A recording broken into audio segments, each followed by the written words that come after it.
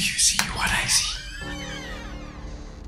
Jangan lupa untuk subscribe, share, dan nyalakan lonceng notifikasinya sebagai bentuk dukungan kamu. Do you see what I see?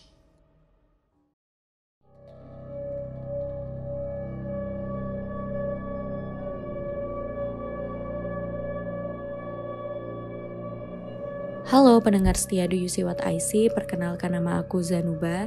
Jadi kali ini aku akan menceritakan sebuah pengalaman horor yang dialami oleh temanku bersama ibunya. Oke, langsung aja kita mulai ya. Jadi kejadian ini bermula saat temanku mengantar ibunya untuk periksa ke bidan karena ibunya ini lagi gak enak badan. Dan mereka itu berangkat pukul 9 malam. Kenapa mereka berangkat periksa ke bidan semalam itu? Karena ibunya ini punya toko, jadi ibunya nunggu tutup toko dulu barulah mereka berangkat. Dan ibunya ini udah kenal akrab sama bidannya, jadi it's okay untuk periksa selarut itu. Berangkatlah mereka, dan for your information, jarak tempuh antara rumah bidan dan rumah temanku ini cukup jauh, bisa 15 menit sampai 20 menitan gitulah. Akhirnya mereka sampai, si ibunya diperiksa dan lain-lain. Lalu mereka pulang. Itu sekitar jam 9:30 lebih, kata temanku, mau jam 10 gitu deh. Karena ibunya ini udah cukup capek dan gak enak badan, jadi si ibunya ini bilang, gimana kalau kita lewat jalan pintas aja, karena ibu pengennya sampai rumah lebih cepet. Ibu mau istirahat gitu. Karena kalau mereka pulang lewat jalan pada saat mereka berangkat tuh, ya itu tadi cukup jauh dan memutar juga.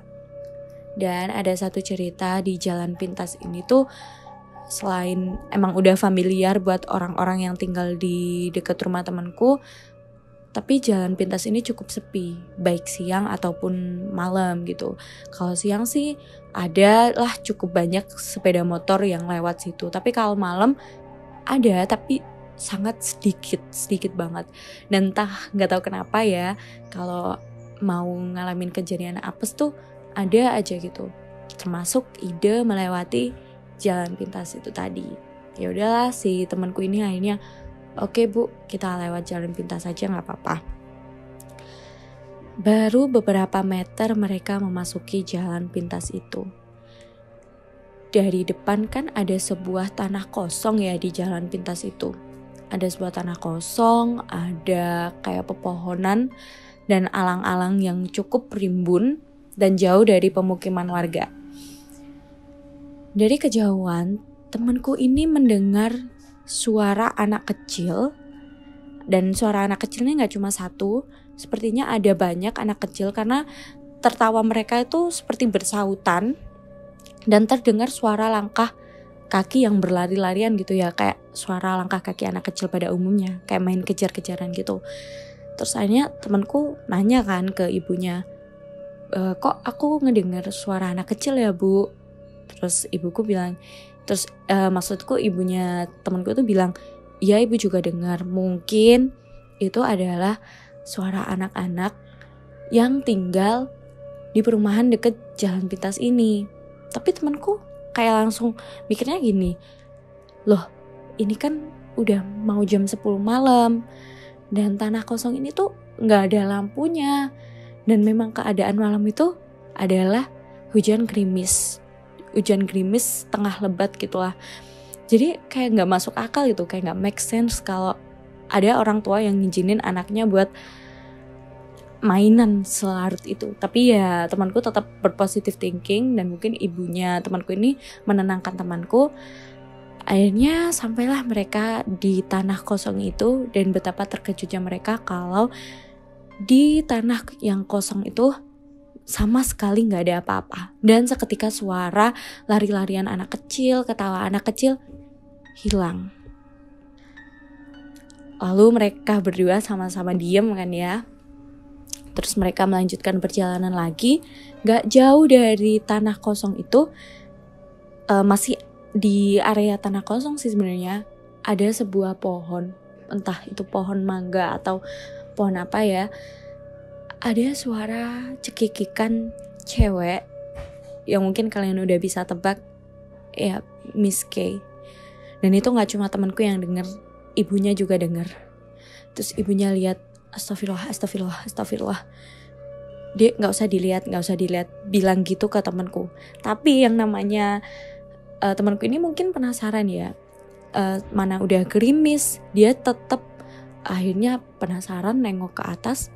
Dan dia benar, di sela-sela pandangannya dia agak terganggu sama gerimis, dia ngelihat ada sosok perempuan nangkring di atas tangkal pohon gitu sambil ngayun-ngayunin kakinya, dan itu rambutnya berantakan banget. Kata temanku, ini lebih serem daripada yang di film-film, dia bilangnya kayak gitu, karena beneran rambutnya tuh acak-acakan banget.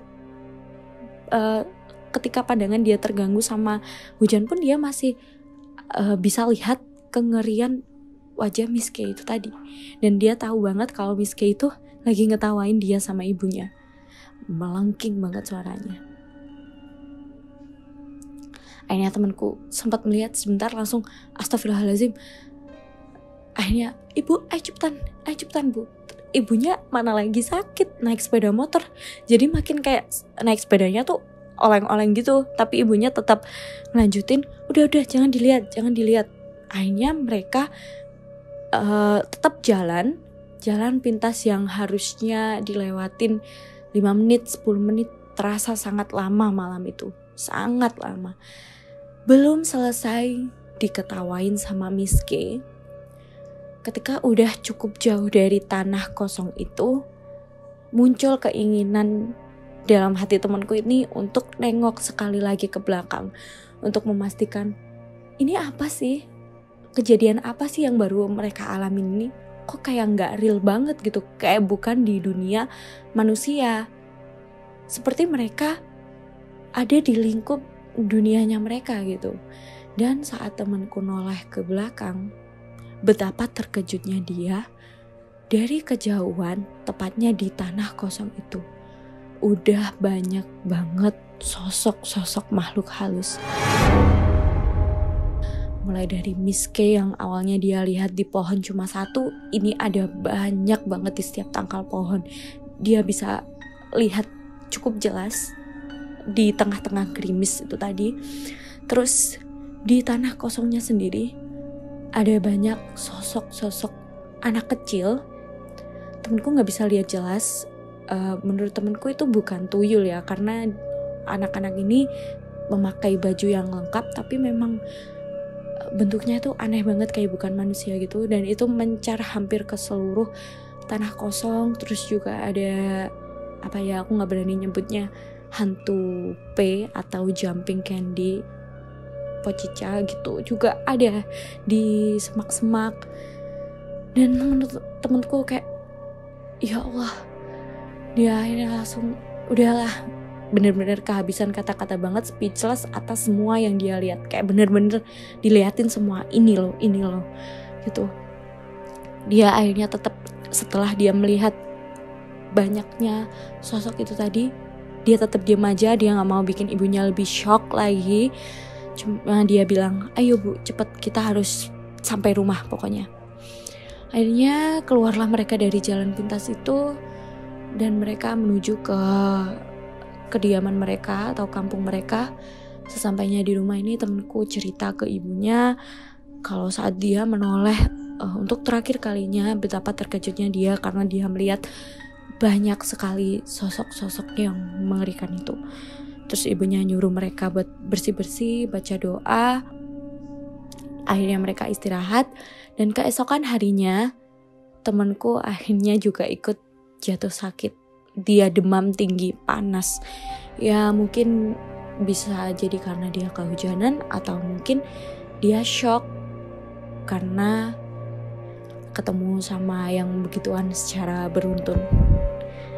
Oke, segitu aja cerita dari aku. Semoga kalian enjoy menikmati cerita ini. Terima kasih.